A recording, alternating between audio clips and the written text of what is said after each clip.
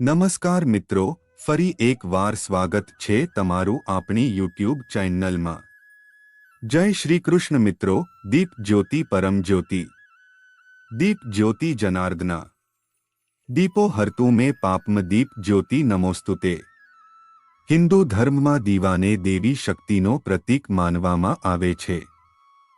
કહેવાય છે કે આપણે ભગવાનને જે પણ પૂજન અર્ચન કરીએ છીએ તે દીવા દ્વારા જ આપણા પ્રભુ સુધી પહોંચે છે।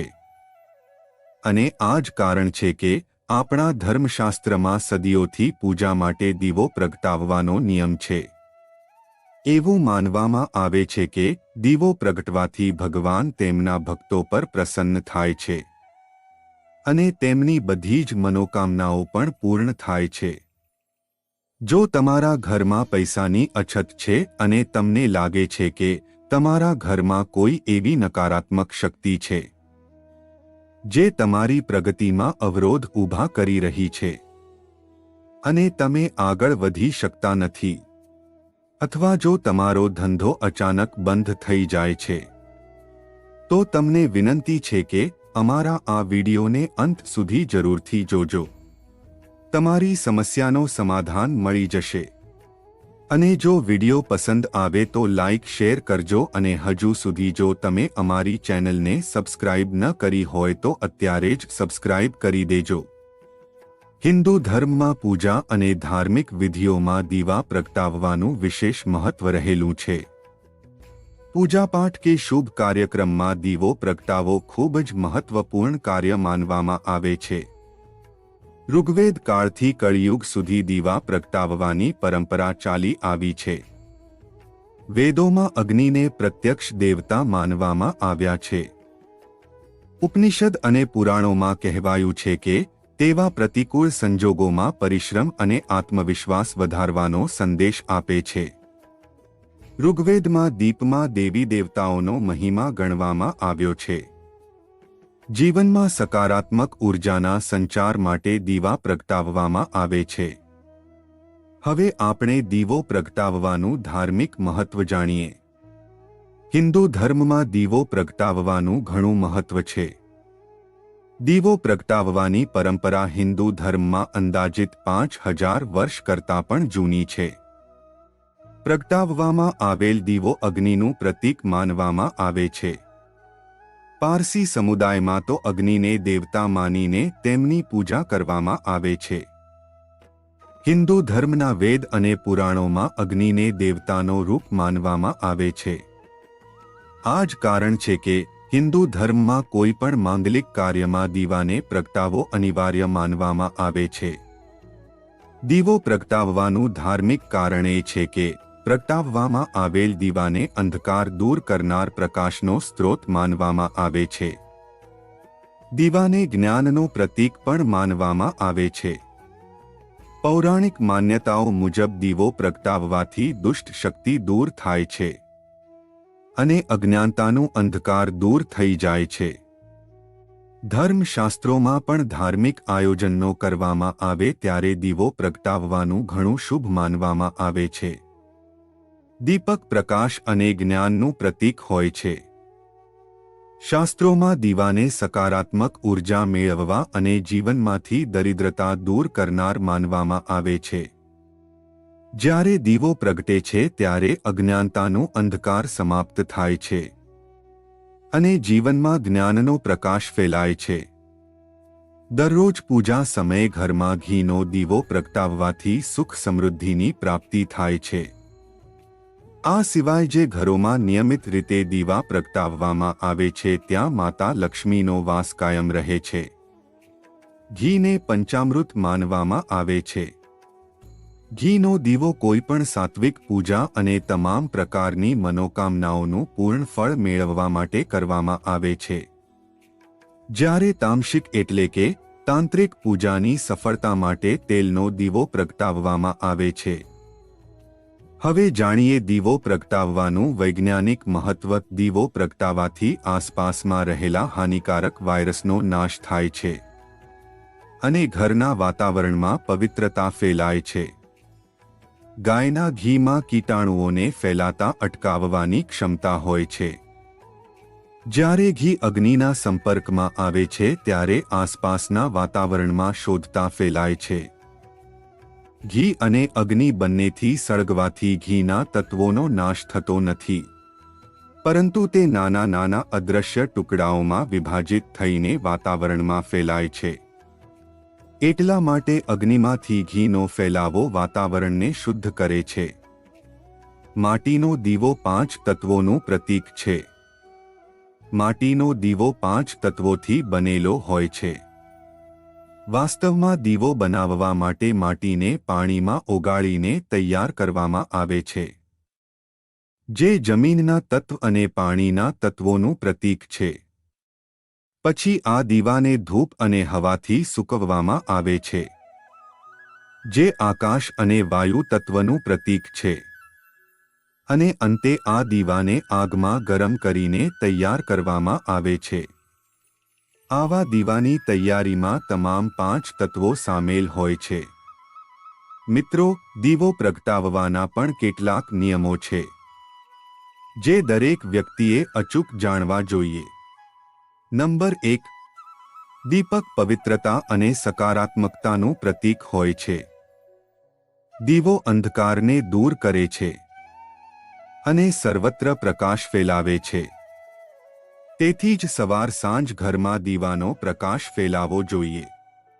નંબર 2. શાસ્ત્રો અનુસાર મુખ્ય દરવાજા પાસે દીવો પ્રગટાવવાથી ઘરમાં રહેતા લોકોની ઉંમર વધે છે અને બીમારીઓ ખતમ થવા લાગે છે. આ સાથે લક્ષ્મીજી પ્રસન્ન થાય છે. નંબર 3. તૂટેલો દીવો ક્યારેય ન પ્રગટાવવો જોઈએ. તેવા માટે રૂની વાટનો ઉપયોગ કરવો જોઈએ. નંબર 4. પૂજામાં ભૂલથી પણ એક દીવાની જ્યોતથી બીજો દીવો ન પ્રગટાવવો જોઈએ. નંબર 5. પૂજા સ્થાન પર દીપકને ક્યારેય પણ બુજાવવો જોઈએ નહીં.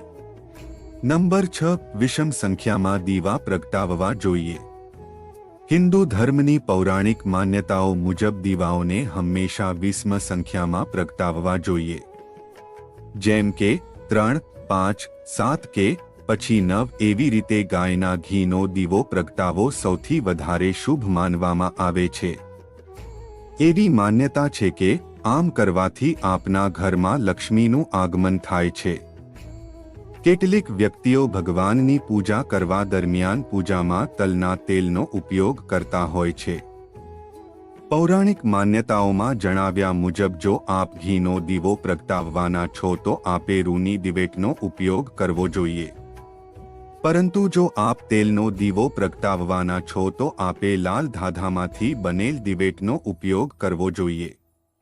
જો આપ ઘીનો દીવો પ્રગટાવી રહ્યા છો તો આપે ઘીનો દીવો કરતા સમયે ધ્યાન રાખવું જોઈએ કે ઘીનો દીવો આપના જમણા હાથ તરફ હોવો જોઈએ. અને જો આપ તેલનો દીવો પ્રગટાવી રહ્યા છો તો આપે ધ્યાન રાખવું જોઈએ કે તેલનો દીવો આપના ડાબા હાથ તરફ રાખવામાં આવવો જોઈએ. મિત્રો, દરેક દીવાનું પોતાનું એક મહત્વ હોય છે, જે દરેક વ્યક્તિએ જાણવું ખૂબ જ જરૂરી છે. નંબર 1. ધાર્મિક માન્યતાઓ અનુસાર પ્રથમ પૂજનીય દેવતા શ્રી ગણેશની પૂજામાં 3 દિવેટ વાળો ઘીનો દીવો પ્રગટાવો શુભ માનવામાં આવે છે. તેનાથી ભગવાન ગણેશ પ્રસન્ન થાય છે અને તેમના આશીર્વાદ પરિવારને મળે છે. નંબર 2. એવી માન્યતા છે કે દેવી લક્ષ્મીની પૂજામાં 7 મુખવાળો દીવો પ્રગટાવવો જોઈએ. આના કારણે માતા લક્ષ્મી પ્રસન્ન રહે છે અને દરેક પ્રકારની આર્થિક સમસ્યાઓ દૂર થાય છે. નંબર 3. હનુમાનજીની પૂજામાં 3 મુખવાળો દીવો પ્રગટાવવો શુભ માનવામાં આવે છે. તેનાથી તમામ પ્રકારની પરેશાનીઓનો નાશ થાય છે. પરિવારમાં સુખ સમૃદ્ધિ રહે છે. નંબર 4.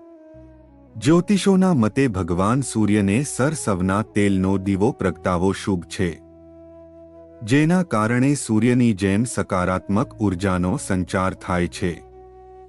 નંબર 5. ભગવાન વિષ્ણુને 7 છોડ દિવેટનો દીવો પ્રગટાવવો શુભ માનવામાં આવે છે. એ જ રીતે દેવી દુર્ગા માને 2 મુખવાળા દેવાથી પ્રસન્ન થાય છે. ભગવાન કાર્તિકેયની પૂજા કરવા માટે પંચમુખી દીવાનો ઉપયોગ કરવામાં આવે છે. એક મુખી દીવો દરેક પૂજા પાઠમાં પ્રગટાવી શકાય છે. જ્યારે 2 મુખી દીવો ત્યારે પ્રગટાવવો જોઈએ જ્યારે શત્રુ પક્ષ તરફથી આ હેરાન થઈ રહ્યા હોવું કે પછી ઓફિસનું વાતાવરણ યોગ્ય હોય નહીં એવું માનવામાં આવે છે કે 2 મુખી દીવો પ્રગટાવવાથી શત્રુ અને વિરોધીઓ શાંત થઈ જાય છે. આ સાથે જ ત્રિમુખી દીવો પણ કેટલીક વાર પ્રગટાવવામાં આવે છે. એવું કહેવાય છે કે સતત 3 માસ સુધી ત્રિમુખી દીવાને પ્રગટાવવાથી સંતાન સંબંધી સમસ્યાઓ દૂર થઈ જાય છે. એના સિવાય એક ચલમુખી દીવો પણ હોય છે. સાચવમુખી દીવાને ધન સંબંધિત બાબતો માટે ખાસ મહત્વ છે. એવું માનવામાં આવે છે કે જો 14 મુખી એટલે કે 4 મુખવાળા દીવાને ઘીની દિવેટમાં રોજ સાંજના સમયે માતા લક્ષ્મીની સામે પ્રગટાવવામાં આવે છે તો ધન સંબંધિત મુશ્કેલીઓ દૂર થઈ જાય છે. આ દીવાને લાંબા સમય સુધી પણ પ્રગટાવી શકાય છે. જો તમારા જીવનમાં સુખ શાંતિ અને સમૃદ્ધિ લાવી હોય તો દીવો પ્રગટાવતી વખતે તમારે આ મંત્ર બોલવાનો છે જેથી તમે ભગવાનના સંપૂર્ણ આશીર્વાદ મેળવી શકશો. આ ચમત્કારિક મંત્ર આ પ્રમાણે છે: શંકરવતી કલ્યાણમ આરોગ્યમ જ્ઞાન સંપ્રદમ સત્ર બુદ્ધિ વિનાશ્યમ દીપમ જ્યોતિ નમસ્તે. મિત્રો, તમે જે પણ હેતુથી દીવો પ્રગટાવો છો તે દીવો પ્રગટ્યા પછી તમારે આ મંત્ર ઓછામાં ઓછો 5 વખત જાપ કરવો પડશે. આ મંત્રનો અર્થ એ છે કે દીપના પ્રકાશને નમસ્કાર કરું અને તે કલ્યાણ લાવે છે જે આરોગ્ય અને સંપત્તિ આપે છે અને જે શત્રુની બુદ્ધિનો નાશ કરે છે. તો મિત્રો, આ વિડિયો પસંદ આવ્યો હોય તો લાઈક કરી આપણી ચેનલને સબસ્ક્રાઇબ કરી દેજો. તો મિત્રો, ફરી મળીશું એક નવી માહિતી સાથે. આ વિડિયો જોવા માટે તમારો ખૂબ ખૂબ આભાર.